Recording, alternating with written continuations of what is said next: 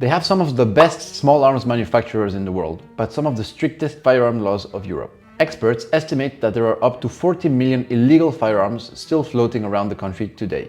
German law is confusing, and in this video we're gonna try to understand some of it. Stick around to find out.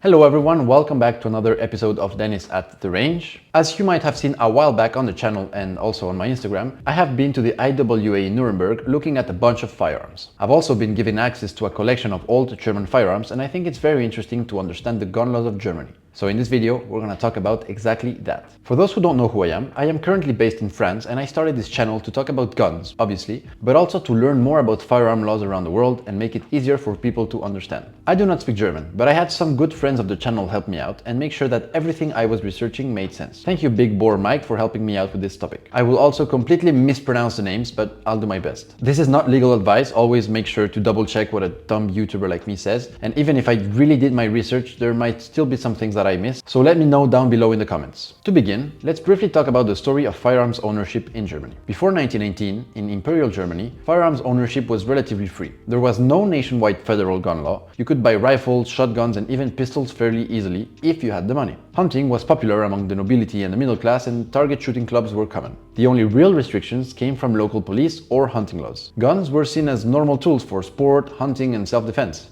After Germany lost World War I, the Versailles Treaty forced strict disarmament. The Allies wanted to make sure that Germany could never rearm quickly. That worked really well. In 1928, the first modern federal gun law was passed, the Gesetz über Schusswaffen und Munition, or the Laws on Firearms and Ammunition. You needed a permit to buy or transfer any firearms or ammunition. Permits were issued only if you could prove a need, like hunting, sport, or self-defense. I feel the need. You also needed to be considered reliable. We'll circle back on that later. Also, you had to be at least 20 years old and all guns had to be registered. By the way, if you were a car owner, you were allowed to carry guns. This was the birth of Germany's need-based licensing system that still exists today. Enforcement wasn't always strict, but the legal framework was now in place. In the Nazi era, the Nazis used the existing Weimar registration lists to disarm their enemies. In 1933, they started confiscating guns from Jews, communists, socialists, and other enemies of the state. In 1938, Hitler signed the new German Weapons Act. It actually relaxed some rules for reliable German citizens, especially Nazi party members. Long guns such as rifles and shotguns no longer needed permits in many cases because the goal was to make the Aryan population more militarily ready. On the other hand, Jews were completely banned from owning guns, working in the gun industry, or even buying anything related to it. After Germany's defeat, the Allies imposed extreme strict disarmament. Private gun ownership was almost completely banned and any remaining firearms were confiscated or destroyed. This was part of the demilitarization process. Then came the Iron Curtain and the division of Germany.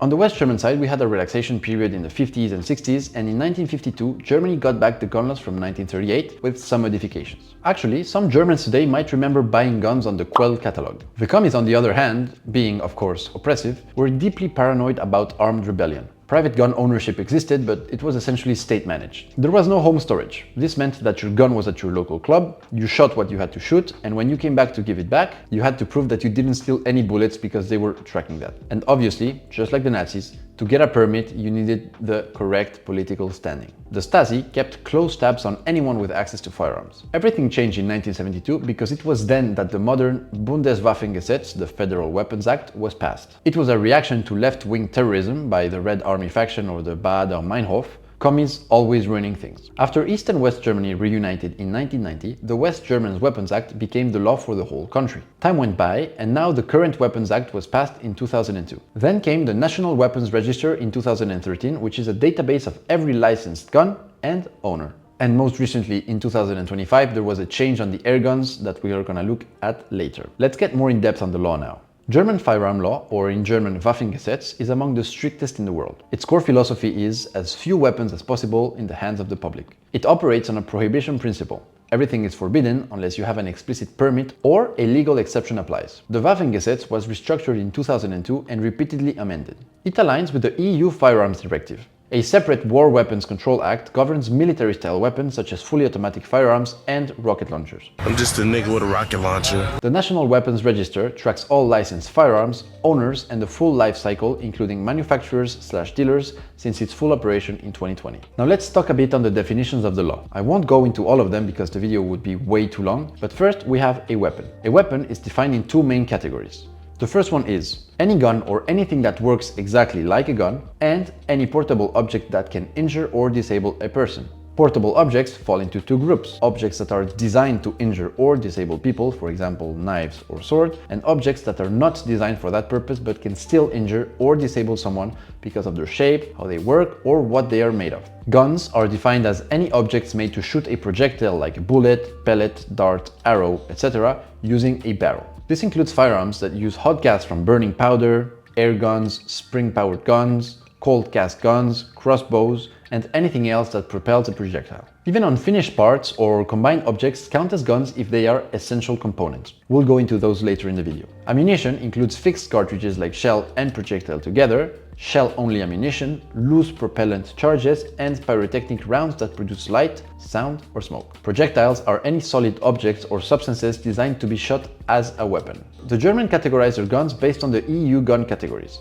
We first have the forbidden weapons that are prohibited for civilians like automatic guns and disguised guns. Then we have semi-autos and handguns. And lastly, we have sport and hunting single-shot rifles and shotguns. Now let's talk about the general requirements for getting a license. In Germany, to get a license, you must be over the age of 18, be considered reliable, show that you are knowledgeable, that you have a need, you also need to have insurance, and you are willing to have periodic reviews from the authorities. If you have lived in Germany for less than 5 years, the authorities can refuse a license for acquiring, possessing, carrying, or shooting a weapon. They recheck reliability, suitability, and insurance at least every 3 years. They also check that your needs still exist 3 years after your first license and can check again later. You will be evaluated on your reliability. You are not reliable if you have a final criminal conviction for a serious crime or an intentional offense that carried at least 1 year in prison and fewer than 10 years have passed since your sentence became final. You are also not reliable if there is any reason to believe you might misuse weapons, handle them carelessly, store them badly,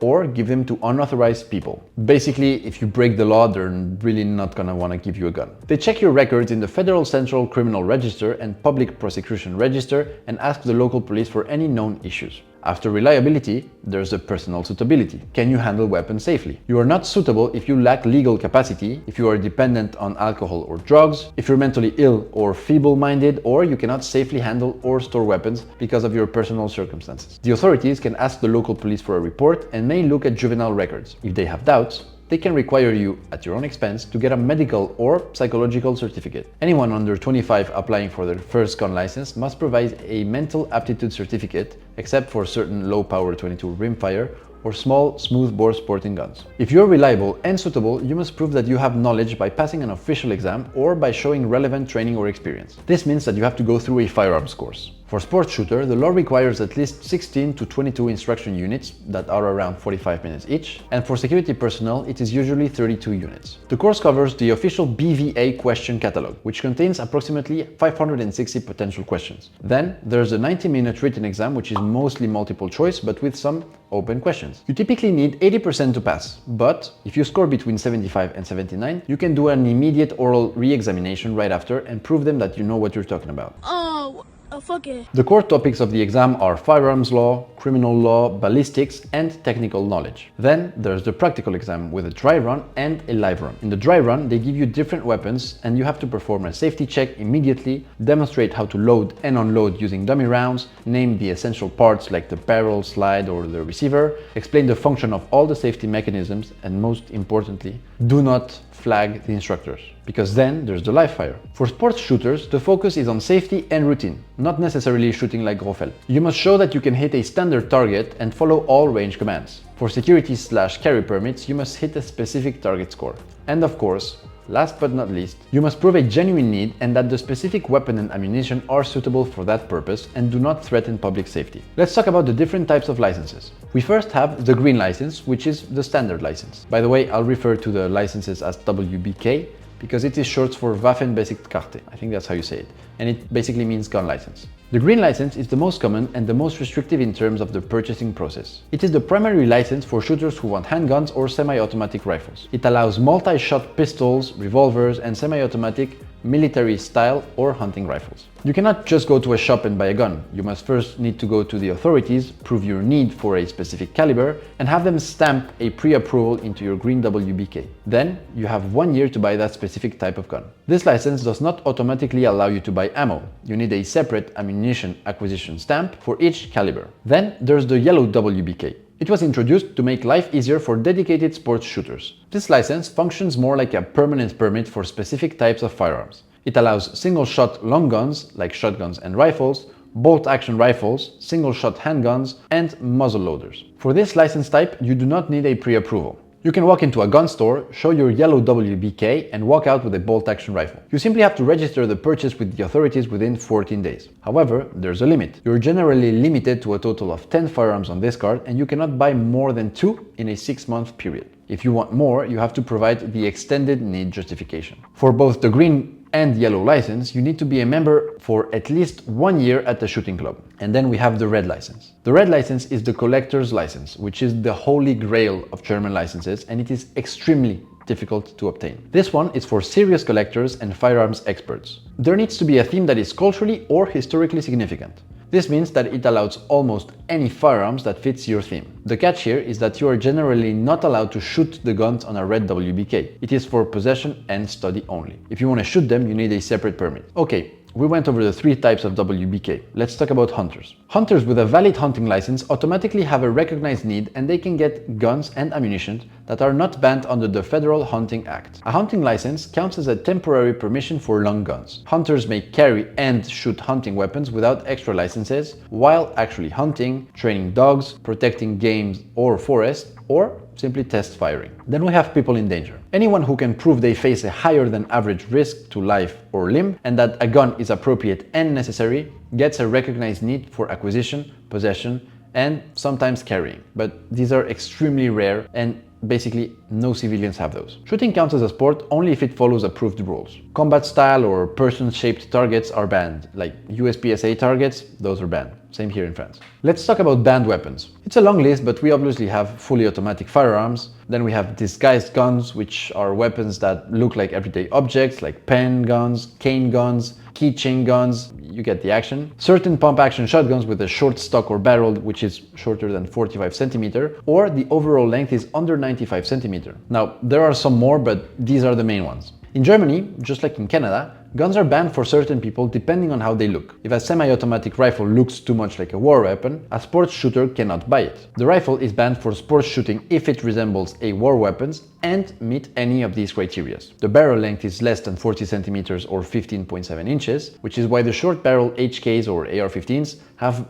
blocked rails. Because M-lock slots are considered military because they are seen as cooling holes for sustained periods of fire. For the guns, if the cartridge case is less than 40 mm, it is often banned for sports shooting if the gun has a military appearance. For example, we have 5.56 NATO, which has a 45 mm case, which is why it's legal. But on the other hand, we have 7.62 by 39, which has a 39 mm case, which makes it very difficult for a sports shooter to get an AK style rifle unless the barrel is very long and it looks civilian. Let's talk about magazine restrictions. For central fire guns, you have a limit of 20 rounds for pistols. Rifles and shotguns are limited to 10 rounds, and usually rimfire magazines are exempt from these rules. Now, as you might not know, I'm a Glock fanboy, and I love the fact that Glock mags are everywhere and people design their guns around them. I mean, we have the Platypus or Staccato. Here's where this causes a problem for the German government. In the eyes of the law, that 17-round Glock magazine is treated as a rifle magazine if you own a rifle that can accept it. Let's say that I have 2 guns. I have my Glock 17 and then I have a PCC. The PCC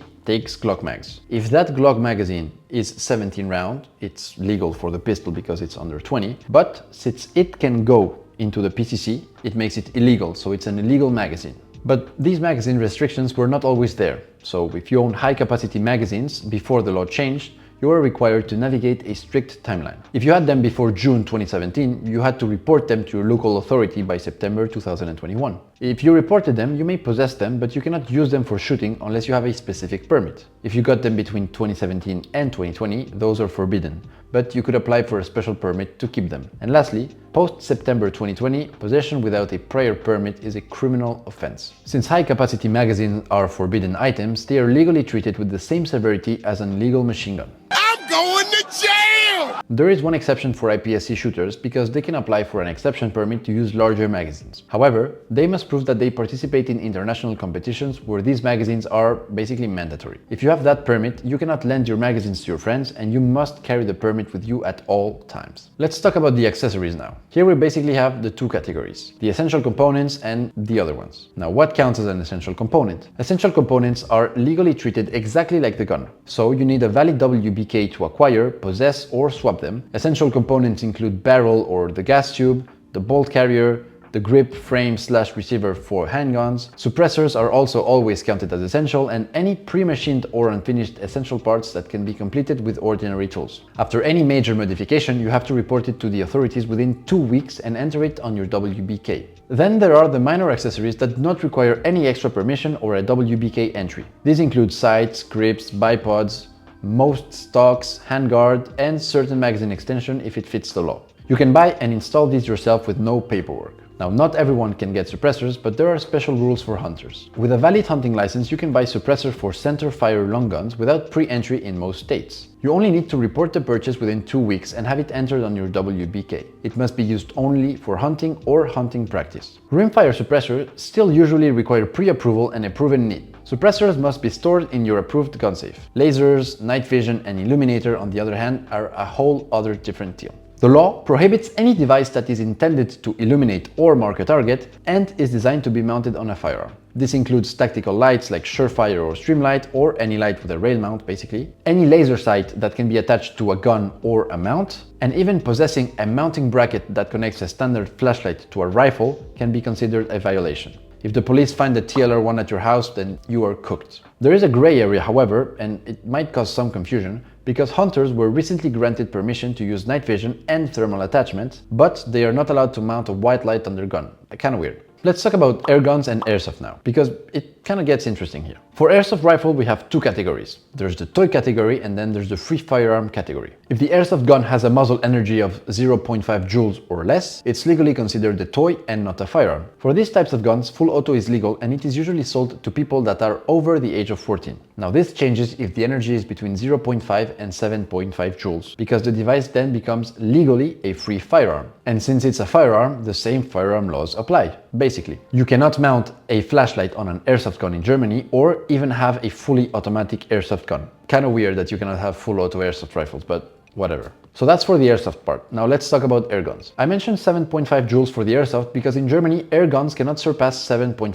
joules of energy. However, air guns produced before 1972 are still legal without permission today, no matter how much energy they have. Air guns also need to have the official F im Fünfeck mark, which is a pentagon with an F symbol, which is basically a proof house that means that the airgun is license-free for adults over 18. But recently there has been a controversy regarding airguns. On the 24th of July 2025, the German government quietly changed the Weapons Act in a way that looked like it was only aimed at one new product. York's Brave made a 6-shot air-powered arrow gun called the Six Needler. It shoots under the 7.5 joule limit and it carried the F proof mark, which means it was legal. But the government saw a problem with the Six Needler.